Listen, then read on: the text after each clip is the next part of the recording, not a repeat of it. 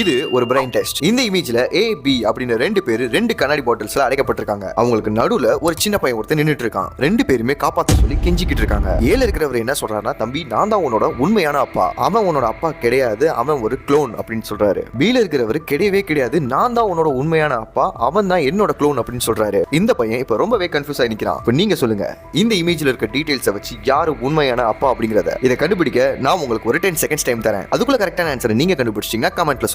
Your time starts now.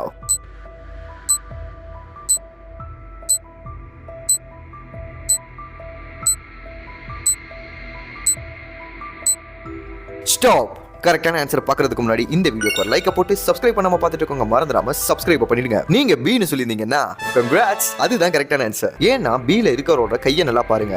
அவரோட கையில yellow கலர்ல ஒரு பேண்டோடு போட்டிருப்பாரு. அதே மாதிரி பேண்டை தான் அந்த சின்ன பையனும் அவனோட கையில போட்டுட்டு இருக்கான். சோ அவரு தான் அவனோட அப்பா.